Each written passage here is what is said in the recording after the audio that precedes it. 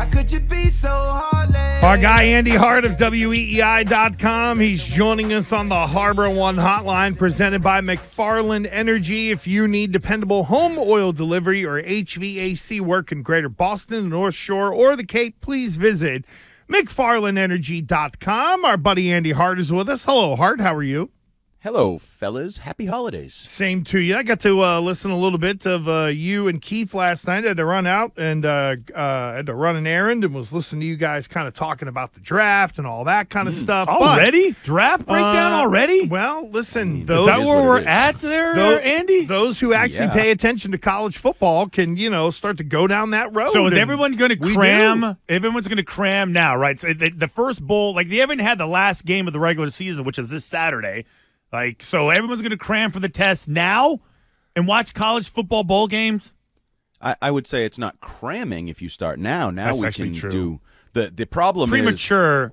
Yes, studying. it is and it's going to give us paralysis by analysis kind of thing, and think about things 7 times and go this and that and up and down. But that's where you are. Are you really going to focus on the 5 games that remain, or what the losing of the 5 games remaining means for this team moving forward? Well, I don't know if you got to hear any of our prior segment of Mike Tomlin audio and the way he was pumping the tires of the Patriots. And, I did at least raise the question to Christian of, they have had players in Pittsburgh be like, yeah, we didn't take Arizona seriously. So was Mike Tomlin saying that for us or for his team?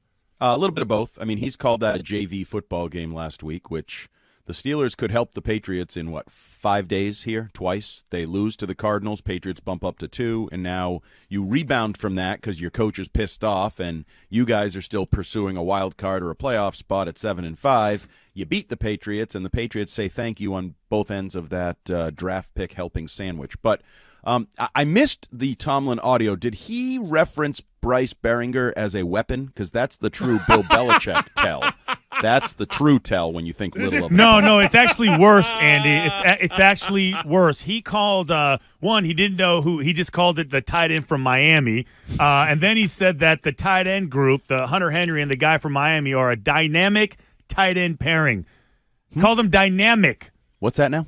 Dynamic? Yeah, dynamic. One guy doesn't even play anymore, and if he does, he's useless. And he mentioned Juju Smith-Schuster, I think in part, Andy, because he played there, and then no other wide receivers. Correct. I mean, dynamic for this tight end group. Yeah. I don't think he knows what that word means. No, but he's gaslighting the went players. To William and Mary. He's a I know, I'm smart just kidding. football player. He's lying like all football coaches do, and he tells us that the other team is good when they are not. I mean, I was looking at some of the numbers on FanDuel. Their odds are better for the Steelers to score a touchdown than Hunter Henry, and for the defense, the Steelers' defense to score a touchdown than Hunter Henry, and for the Patriots' defense to score a touchdown, you get better odds than for Mike Gesicki. So they're not dynamic. They don't score.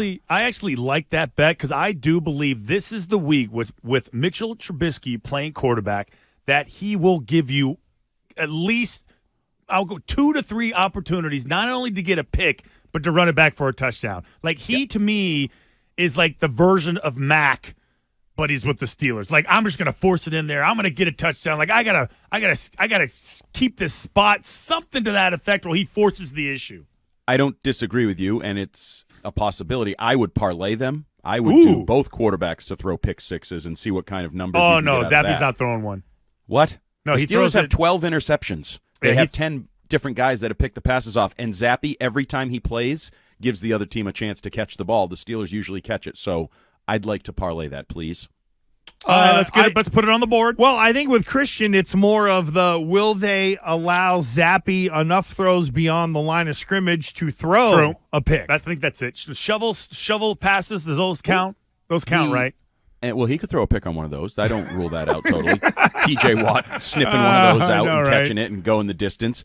He likes to take some shots. You saw in the second half of that game, he's not afraid to throw it up to Parker or to take the shot to Tyquan Thornton. So I actually think their game plan might be run, take a shot. Yeah, run, take a shot. Ezekiel Elliott's going to get his touches because Stevenson's out.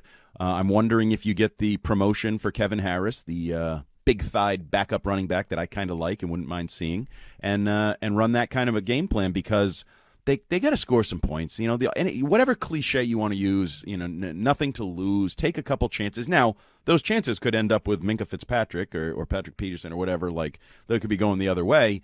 But you got to try to score points. You can't score, so you got to be a little bit more aggressive, I think. Andy, I know that the quarterback was different, but it was still a lot of the same functionality issues. A bunch of sacks, guys dropping footballs, all that kind of stuff. Yeah. Does everyone need to just be sent in a ship and sent away, or are we at the point now to where it's how do you build it? As you and Keith were kind of talking about a little bit last night, how do you retool? How do you use this pick? And you brought up something, who's going to be making the choices? Yep. That's a pretty big part of all of this, although how much does the strategy really change depending on whether it's Bill Belichick making the decision or if, say, Gerard Mayo is the head coach and has a little more input out of his brain to the direction they're going to go? Well, I mean, there's only so many ways to do it, right? They're going to have a simple discussion atop the draft, which is probably going to be second best quarterback, best receiver. Philosophically, which do you want there? Or is there some depth at quarterback that you actually think you can swing back around and do the double dip? I keep going back to the Chargers. Let's get LaDainian Tomlinson and Drew Brees. And in one fell swoop, we've kind of turned our offense around if you believe you can get whoever you like, Nix, Penix, Jaden Daniels, whoever your second-tier quarterback of choice may be. That's definitely one of them. But this team, there's a lot of holes here. And that first decision, the personnel director, president of player personnel, GM, whatever that guy's going to be and how much power he has, is going to set the tone for everything. Like the name I keep throwing out there, I think I've said it to you guys, is Adam Peters, the guy who's number 2 in charge in San Francisco, who's been in New England, has some ties to the Patriot way, but also the Niners way, which seems to be the better way these days, the way they've built things out there. But if you put a person like that in place, he quickly has to get up to speed with what he thinks of this roster, and I don't think there's a lot of keepers. Rather than saying, what do you build, like there's, what do you get rid of, what do you turn over? It's like, who do you want to keep? Who are the 3 or 4 guys, if this is a keeper league, that you're excited to keep, right? There's, Ramondre Stevenson. He's going to be back. But do you want Hunter Henry back? Do you want Kendrick Bourne back? Free agents? Some of the guys under contract, is this new guy going to want Smith-Schuster or Devontae Parker? Like Mike Onwenu? I think a lot of people wanted to re-sign Mike Onwenu, and then they watched last Sunday, and they're like, is he really a tackle? Because he just got embarrassed by Khalil Mack. Should he be back in guard? Does that change your value on him? So there's a boatload of personnel decisions that are going to need to be made that I don't think you're going to turn the talent on this roster around overnight. Like Devin, I was listening to him on the Greg Hill show say it's the organization around Mack more than it's Mack. That's the talent. That's finding the talent to make the decisions and then them making the decisions to bring more talent in. And let me pose one question to you guys that I brought up in that discussion with Rich last night, and we've talked about it a little bit on Six Rings. I know Curran's been on this topic. Do you bring back Mack? And initially I say, oh, hell no. He needs a change of scenery. It is over here. But if you change everything around Mack, if he has a new head coach, a new GM, a new offensive coordinator, isn't that kind of the change of scenery? And we know Robert Kraft has been a fan of his in the past. So if everything else changes, does that pave the way for Mack to be your cheap veteran guy next year? Interesting. Put a pin in it. We'll circle back around. Well, I've already brought this up. He's under $5 million.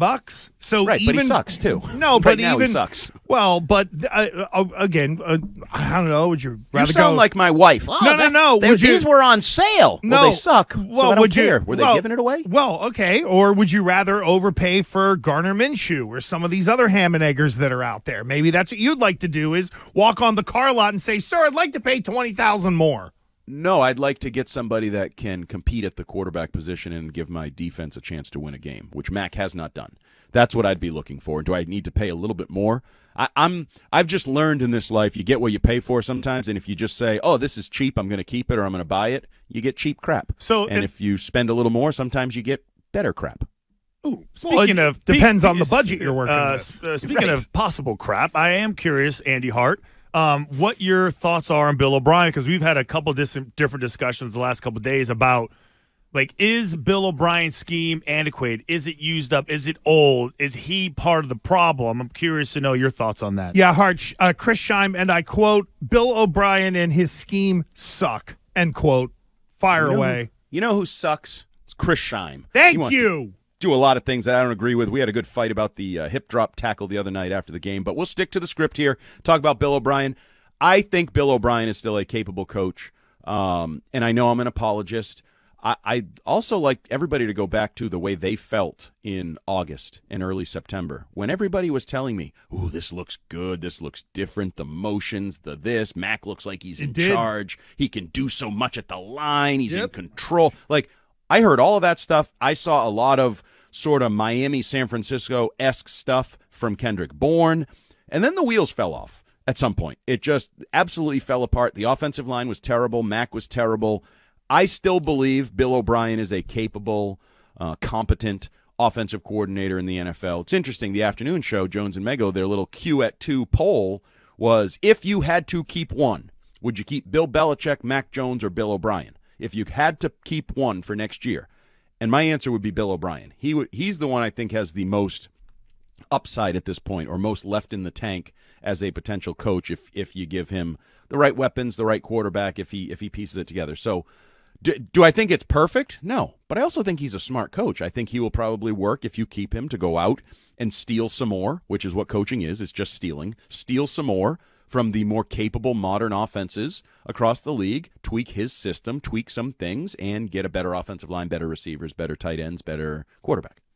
I think I'm going down with the ship, and I'm still picking Bill. Still picking Bill. Yeah, Bill Belichick. Yeah, absolutely. Well, the caveat there is, if you told me I could just get Bill to run my defense, just my defense, he's not coaching the whole team, and he's not picking the groceries, as they say, I would keep Bill in a heartbeat. But do you think – hold on. Do you think Bill coaches the offense, or do you think he just gives the direction to the offense? I think he has a pretty good finger on the offense. Okay, what aspect? Well, I think he is the one who bungled the bye week, Mac Jones, Bailey Zappi, who's playing, managed the quarterback position. I think he has mismanaged the quarterback position at every step this season, and I think that is him. Okay, agreed. But as far as running the offense and calling the plays and setting up timing and making sure it all fits and you take advantage of every opportunity, you think that's Bill, or you think that's Bill? Bill O'Brien. Stupid Did names. You ask me if that's Bill or Bill? It was Bill, actually. I feel pretty confident it's Bill. No, I do think more of that is Bill O'Brien, yes. But for 2 years, I think Bill Belichick, now you got me doing it, Bill Belichick has been a net negative on the offense. And it's not just the Joe Judge, Matt Patricia, or what he's doing this year with Bill O'Brien. Like last year, I thought they were very open, Judge and Patricia, saying, this is Bill's streamlined system. Bill sets in place what he wants this offense to look like. Bill, I think, was trying to make it easier for guys to come in and learn it faster. I think a lot of people have said Bill drafted a guard in the first round that was probably destined to run more zone blocking schemes and do some and then Bill scrapped all of that last year, because that's the excuses I always hear as to why Cole Strange isn't great. Well, he was drafted to do one thing. Well, that's all Bill. And to pull the plug 1 year into something like that where you used a first-round pick on the guy. So I think Bill has had a pretty good imprint on the offense. And hell, Bill O'Brien told us the hierarchy at quarterback, right, when he brought up the power structure and said it's Robert Kraft, it's Bill Belichick, and then all the rest of us are down here somewhere just kind of getting in where we fit in. So yeah, I would like to remove Bill from anything he has to do with the offense if possible. Well, we know that's not going to happen. That's imagination land. So basically, he gone, or he's staying, and you're just going to be unhappy. Do you really think that's legitimately? I believe there is. I can't foresee. Well, I cannot foresee. Hart, here's the thing. It doesn't. If Bill's ways are wrong, then everyone's got to go. Scouts, personnel people, all that. That's what I can't understand. But you don't think people have their own brains? I do, but where did they learn? Where are the majority of these people? Like when you look at the assistant coaches that are on staff right now, some people have started to chip away at the assistants. Yep. They've all come up through the Bill pipeline. Mm-hmm. Who is hiring scouts? You're hiring them to look and do things a certain way. You have to have a philosophical changeover enough to where you've got to get so many of those people out of the building.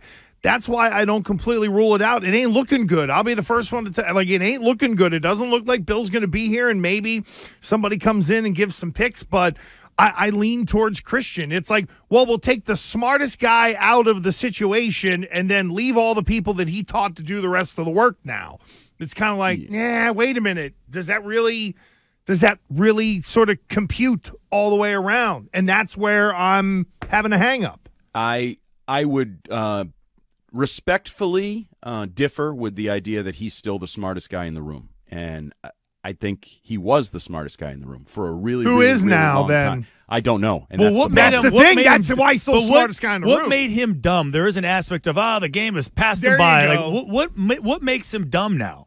Well, I think the mismanagement of the quarterback position has been horrific, both in terms of roster moves, in terms of reps, in terms of everything they've done there to tear down, build up, rebuild, regression, all the words we've used. And I still go back to last year. Like, the idea that a good coach is a good coach, the arrogance of that for Matt Patricia and Joe Judge, when we knew there was a really good chance it wasn't going to work. Like some of the decisions, key decisions, top decisions he's made, or just the simple, I know this is more of a personnel thing, but like the valuation of the wide receiver position and his clear idea that he'd rather have 2 or 3, 9, 10, $11 million receivers than an elite go-to guy, and sort of the way the game is played for seemingly most of the 32 other cities. I just think there's a lot of areas where it doesn't feel like he has his thumb on the value of things, the value of coaches, the value of assistant coaches, the value of playmakers. And for so long he did. I think he was in that Billy Bean world, right, where there were opportunities to kind of look left when everybody else was looking right. Well, now he's looking left when everybody's looking right. I think he needs to look right because it's wrong. Ooh, and by the way, I would also re-examine that thought on Onwenu, considering Mack. Do you know how many sacks Khalil Mack has this year? I didn't know it was 15. 11? Yeah, 15. I didn't know it was that high until he looked it up. Guy's been a freaking all-pro. Well, he did have 7 in one game, I believe. There might have been a little pumping up there. Big one there. He's got 5 forced fumbles this year. Yeah, he's back, and I don't know why. Remember when he was so good when he got traded to the Bears? Oh, my God. For a span, he was by far the best player in the NFL, in my opinion. And then he kind of got quiet for a while, and now he's back at that. But my only point with that was I thought people had started to believe, Onwenu needs to be re-signed. You need at least one tackle to build around. Yep. And now it's like, is he even a tackle, or was Bill right after I just ripped Bill for a while on his misevaluations? Bill has been very hesitant to put Onwenu at tackle for the last 2+ years. And I think maybe we saw why. Like maybe he is a bad matchup against some of those really good edge defenders. He's going to face another one this week with TJ Watt and his 14 sacks. So I'm talking about, because correct me if I'm wrong, I'm not great at guard right tackle money, but isn't Onwenu probably looking for $65, $75 million this in the offseason? 16 to 18 range, based on how people are getting paid, depending on that how. Would worry me. That would worry me if I can't trust him to block. Hey, listen, I'm with you. Look, the number 1 pick can go to Olu Fashanu, the left tackle from Penn State, and there you go. No, we're not doing that. Why not? Because we're picking between a quarterback and a wide receiver. You will put your stupid tackles Why mean away. Stupid tackles? We just talked about how you got all these pass rushers and they can't slow them down, so how terrible is it? The most important position in football is the quarterback. You hit on him and you're fine. I continue to say this. How many Super Bowls do I have to watch where everybody tells me how much the team's line sucks because Patrick Mahomes carries them to the Super Bowl or Joe Burrow carries them to the Super Bowl? If your line sucks and you're in the Super Bowl, it doesn't suck that bad. It's the prophet, Andy Hart. Oh, yeah. Hi. Put it on a T-shirt. Andy Hart, WEEI.com. Check him out. Hart, thank you, buddy. Thank you, sir. See you, fellas. Go Good have some stuff. eggnog. There we go. Oh, yeah. And by the way, for those of you who had money on the Clemson hat for Hart today, you're a winner. Congratulations. It was Tennessee or Clemson, one of the oranges. Yeah, you had to go Clemson at this point. Yeah, you can't go Tennessee. They're an embarrassment. Hart, thank you.